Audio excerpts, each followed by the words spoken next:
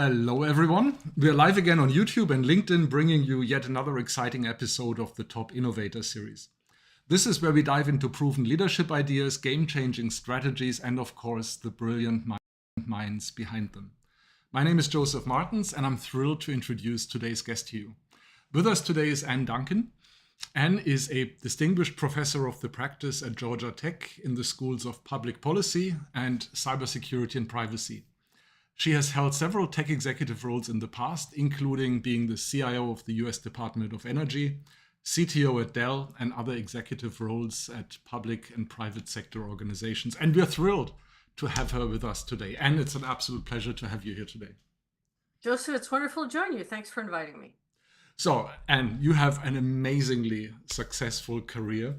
And I'm sure at some point in your life, you must have reflected on what got me there or what made it happen. And I would love for you to extract for us, what are the ingredients to your success? What do you think made you that successful in your leadership journey? So, I think that for every person who succeeds, whether it's, as a CIO, a CEO, or whatever, there are dozens or hundreds of people who could have done that. So there's, it's what do they say? I think they say luck is when preparation meets opportunity. Or maybe it's opportunity when preparation meets luck. Anyway, whatever it is, it's that combination of, being ready and just being lucky. Okay. So what I'll say is, in terms of the being ready part, I think that as from a leadership standpoint, a huge piece of that is that I started my career at Hewlett-Packard at a time when Hewlett-Packard was known for being exceptionally well managed and had an incredible leadership culture. And so, you pretty much everybody becomes a leader in that culture, absorbs that culture and what we called the HP way at that time, which was really about good practices in terms of how we lead and the performance expectations and things like that. So, I think that is number one is developing really good management skills by being someplace where good management and good leadership is valued, right? That's, it was not at that time, the philosophy that Bill and Dave came in to deal to their company with was that, they would hire great people and they would give them interesting work and make them happy. And then those folks would build amazing products and then they would make customers happy and then they would make money. So they went from, happy, smart people or smart, happy people to making money through a series of steps. A lot of companies now just want to go to making money and, how can I make money? And they ignore sort of that formula that says, if you have people who like their jobs, they will do great work. And then you will get happy customers and then you'll make money. So I think that really is sort of the foundation. And whether you're in the private sector and you're trying to make money, or you're in the public sector and you're trying to do the right thing for the public, right? Those things all still apply. So that's the sort of the preparation part, I think. And then there's a luck piece for me, which was, I had actually, so the best thing I think HP ever did for me was hire me. The second best thing I think they did was lay me off. HP had become a company that really lost its way, and it's found the pieces of HP now have mostly found their way, but the big company had lost its way in a lot of ways. After a series of, I left, well, Mark Hurd was still there, so I didn't get the Leo thing, but some challenging CEOs, some challenging business situations, and so it was a good time to leave, and for a variety of reasons, I might not have done it on my own. And so having them kick me out the door in the middle of the Great Recession was an amazing thing. And I learned that I could keep myself busy for the rest of my life without a job. And secondly, I got the opportunity to really make a shift in my career. And that was when I went to the public sector. But again, where the luck piece is towards the end of my tenure at HP, I was responsible for coordinating an outside event, and I worked with some folks in DC on that event, and I met a guy named Samir, run into Samir a couple years later at a conference. He says, I'm working on the Presidential Appointments Project. Would you submit your resume? Literally a couple years later, I get a phone call from the White House. So that is the luck part that, advanced my career from Hewlett-Packard to being a school district CIO to being the CIO of Environmental Protection Agency. So, to me, I think everybody needs both of those. Whether it's a mentor a sponsor who drags you up the ladder in a corporation, someone you randomly meet on an airplane, whatever it might be, there is that combination that gets you there. I really appreciate you acknowledging that there is a randomness or there is luck involved in it. And at the same time, I just wonder if some people are better at creating the context for luck to happen, right? Or for serendipity to strike. It reminds me a little bit of this prayer, right? Where we pray to God, make me win the lottery. And at the end, God yells, well, play the lottery, right? Otherwise I can't make you win. And yeah. No, I think you're right to the point of I'm much more likely now to go have the interactions that are going to get me that opportunity. And that whole thing about being in a company and thinking you've got lifetime employment in this company, because that was the world we were living in, we were very insular in a lot of ways. The vast majority of people I knew worked for Hewlett-Packard. Now, the great thing is everybody left. So I know lots of people work lots of places who used to work at Hewlett-Packard, but I also know lots of people who worked other places I've worked, people I've met in professional societies, conferences. So I do think you do have to go out and meet people to make that luck. Sure. So what do you do to sort of tilt the odds in your favor? What action do you take to create that context where serendipity is more likely to happen? Anything like that? I'm sorry. I think we got a little lag there, Joseph. I'm sorry. So yeah, in terms of making that serendipity happen now, right? So we all, I think there's two things, right? When I was working in the government, I was very aware that it was important to get out and talk to people. So very different than, say, a private sector CIO. In the public sector, part of your job is to represent what the government is doing, right? The public has a right to know how the government is spending taxpayer money. The industry has a right to understand what's going on in government, and given the ethics laws, you can't sit down and talk to people one-on-one the way you might in the private sector.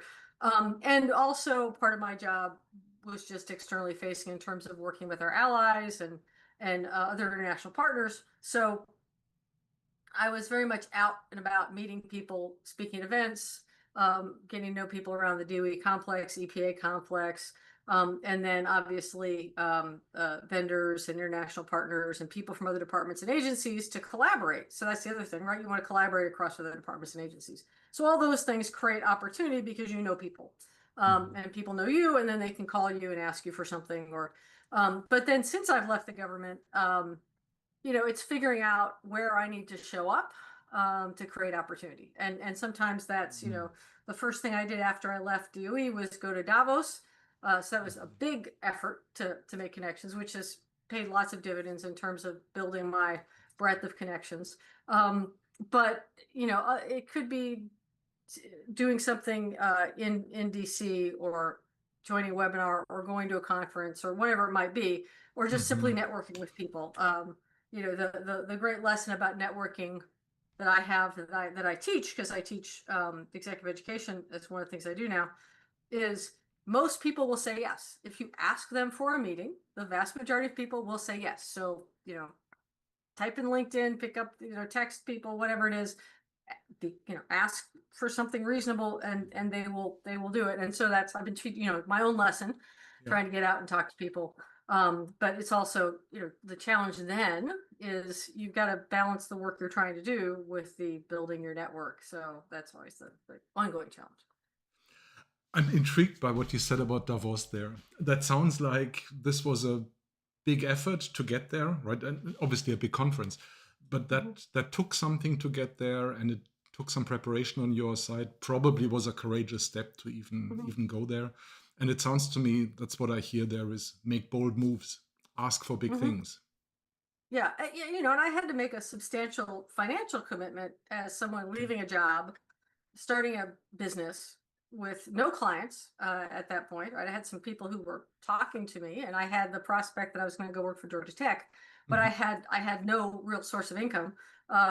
And to say I'm going to spend the significant amount of money it takes to go to Davos and take advantage of the serendipity that someone invited me, and then I just packed the schedule. As soon as word got out that I was going to be there, I got invited to do, the folks who sponsored me in terms of like being part of their group, not in paying, but in being part of their group. They really, got me the first few gigs. And then after that, people heard I was going to be there, and then other things developed, and I had a packed calendar.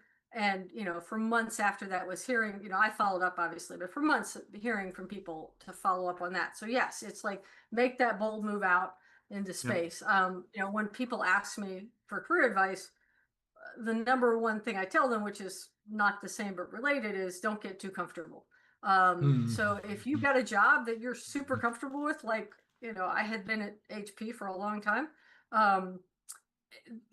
then you probably aren't doing the right job. You're not learning anymore. You're not growing anymore. You're not challenging yourself. So take the job that makes you uncomfortable. And I think everybody knows the difference between a job that's going to stretch them and a job they can't do. Or as most of us do. Don't take the job you can't do. I've been offered a couple of those over the years where I'm like, oh, you don't want me to do that job, trust me. But the jobs that are going to be a stretch, that you feel are going to be challenging, that are scary, right? Those are the things you want to go after, and grow. Got it. I'd like to take a look at your journey from a slightly different perspective and hear about the advice that you've received on your journey. I'm sure you had many trusted advisors, many people who were at your side, who gave you their wisdom. And I'd be intrigued to hear, what was some of the advice you got and how did you deal with it? I'm sure there was some advice where you said at first, this makes absolutely no sense. What a stupid thought. And maybe with a few years or experience of wisdom, you go back and think, maybe it wasn't that bad after all. So talk to me about that. Yeah. So I think actually the most memorable, it wasn't meant as advice, actually. It was sort of an employee who was annoyed at me. And I don't remember if it struck me then as important as it was, but it certainly has struck me since, and I've repeated it many times. My first management job, I was, maybe 25. And I had this guy who was, quote, much older than me. I think he was in his 40s, right? So, when you're that age, that's a lot older. The rest, we'd all give a lot to be 40 again, probably most of us. But anyway, so he was telling me about something on one of his projects, and I started giving advice, and he's like, I didn't ask for advice. I just am telling you what I'm doing. And I don't need advice. I don't need help. And since then, it was a great lesson to me about leadership and about, and I guess I don't know if I immediately understood the message, but I certainly did over time, that I need to think about, if someone's telling me what they're doing and they're telling me about a problem, I will stop and say, do you need some help with that? Right. Or and then they can say, yes, can you help me with X? As opposed to me, trying to solve their problem for them when they don't actually need help. Because it's not helpful. The last thing you really want to do for your employees is solve all their problems. You want to solve their problems when they can't. And so, this guy gave me a valuable lesson in terms of how to lead people. That people need to solve their own problems, and your job, as we would say at HP, was to carry water and move boulders, right? So to clear roadblocks for them when they need roadblocks cleared. But if they've got it, let them run with it. And the corollary to that was, years later when I was at the school district, I had this really great guy. His name's Ignacio. Worked for me. I had sort of nudged him up the career ladder a little bit to a new job. And so he was managing a team, and he would come he'd stick his head around the corner of my office several times a week. Hey, I want to do this. Is that okay? I'm like, yeah, sure. Go ahead. So in the summer, you get the benefit of school being out, the team working 4 days a week. You can take a couple weeks of vacation and just go away and not worry about things. So I go away for 2 weeks, come back. He sticks his head in my office and says, can I do blah, blah, blah? And I looked at him, I said, so what'd you do in the last 2 weeks when you wanted to do something? He said, I just did it. And I said, well, just do it. Okay. So, it's like figuring out how to empower folks. So I went from the, let me give you unsolicited advice, to, oh, go do your job. Don't ask for help. Don't ask for permission. unless you need help. So, and there's a great actually 4-quadrant model around that. That starts with the I'm going to tell you what to do and ends with the you tell me what you did, and the stages in between that as you build that relationship between employees and their leaders. I love it. That's a wonderful progression and a nice story of going through that progression. Just for anyone who's interested, what model is that? Is that something we can look up? I don't know the name of it. I had a boss at HP who drew it for me, and I should look it up at some point. But and maybe it was his own model. Is it situational leadership by any chance? Is that it? Well, it certainly is based. It certainly is based in situational leadership, right? So, because situational leadership, to your point, is treating people the way appropriate for that each individual and each situation. And so this model would map into that, but it wouldn't sort of be the complete package of situational leadership, because this would sort of be task direction or task management or something like that. And so it would be a piece of that. But certainly it may be that the guy who shared it with me, his name was Jim. It may be Jim made the model up himself. I don't know, but I have a picture he drew me, and I still. So Jim's model of leadership. I like it. That's right. Okay. So we talked about your past journey. I would like to take a look at today. What's important today, Ann? And this is not a question about titles, not a question about organizations. It's about your leadership journey. What are you focusing on right now? What's something where you feel you want to develop your skills there, you want to level up, you want to grow? What is that? Well, I mean, I think for me, right now that I have this, what I have learned people tend to call a portfolio career, where I'm doing a little this and a little that, and a little the other thing, trying to figure out how to manage all that. And one of my goals in doing that and not taking a full-time job was to give myself time back, because the alternative was go try and get a Fortune 500 CIO job and work 100 hours a week. And so I was like, I don't really want to do that. I'd really like to be on some boards and make a difference in the energy sector with clean energy transition, do some teaching and help people become better leaders, work at tech and help people with research and help mentor students and faculty. So, these are things I want to do. But now my struggle is to figure out how to manage my time to get that balance part of it as well. And also, Chris Inglis, who was the National Cyber Director for President Biden, retired a few months before me, and he said, say no to everybody for the first 6 months. Well, that's good advice when you've got a military retirement, because he's a retired general, and you've got a civilian retirement, and you've worked for, I think it was a venture firm, it might have been a think tech, I don't know, but Chris probably can afford to live on his retirement for a little while. I needed to work, but my problem is, I still am struggling with saying no to the things I shouldn't do. And so I've got to figure out how to say no to the things that aren't right, and narrow down the things I'm doing. So that's my growth. My growth challenge is figuring out together with all those things how to create some more balance in my life. Got it. Yeah. Let me ask you one last question, Ann, and then we're going to land the plane. When you look at what other folks are doing, leaders in technology, leaders of tech teams, what is something that you feel many of them don't get right? What do you think is something that many of them are missing, they don't see, something that you feel they should pay attention to? Well, unfortunately, what a lot of people don't get right is the leadership, right?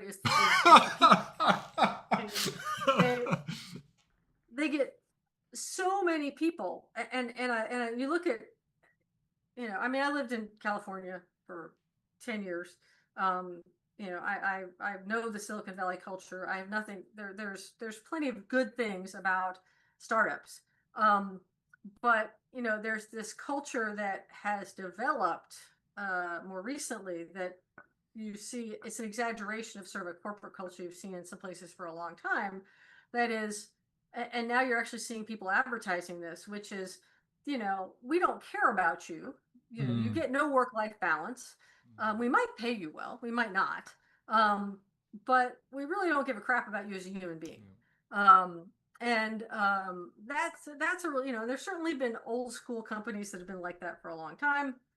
But there've been plenty of old school companies that were very much not like that, where they believed in, nurturing their employees and growing them and promoting from within and having a great work environment for people. But what I think is different about it right now that's really disturbing is that it's this unapologetic, we're going to work you like a dog. And if you don't want to do that, don't come here. And on the one hand, as one of my favorite radio folks, Kai Ristall, said the other day, good for them for being upfront about it. But it's a really toxic culture. And if you work in an industry where that's how everybody's behaving, you don't really have a choice. You're going to end up at one of those companies, or you're going to change industries or change the type of work you do. So, I think that what people are missing in that is you get your best work, going all the way back to the end of our conversation, you get your best work from people who are happy. And happy for some people may mean, because there are some of these people who just want to work and they don't want to do anything else. But for most people, happy means they have a home life. They can leave work at a reasonable hour and feel like it's okay. They can take a vacation and feel like it's okay. And they're paid a reasonable amount of money for their work. And we all know that people don't leave jobs because of work. They leave jobs because their boss. All the data says people leave jobs because of bad bosses. And I would add to that bad cultures, which make bad bosses. So to me, that's what a lot of them are missing right now, is that the people that work for them actually matter. Yeah, very cool. And I really like what you say about the happiness in there, right? Like you said, it brings us back to the beginning of the conversation that is often overlooked, that happy people, both in terms of employees and customers, have to be in the equation somewhere before value can be created. And someone, I don't remember who said it, but somebody said, you should be happy to get and excited to go to work in the morning, and you should be excited to go home at night. I love it. Yeah, that's actually a good call for work-life balance or work-life integration. Nice. And thank you so much. Been a real pleasure to have you here on this channel and in this episode. Thanks, Joseph. It was a pleasure. I'm glad to be here. The happiness step will stick with me for a long, long time. I really like that. That's a neat mantra for any leadership. To everyone else out there, thank you so much for joining. Remember to like, subscribe, comment, and most importantly, visit us again for the next episode of the Top Innovator Series. And until then, keep your brain cells active.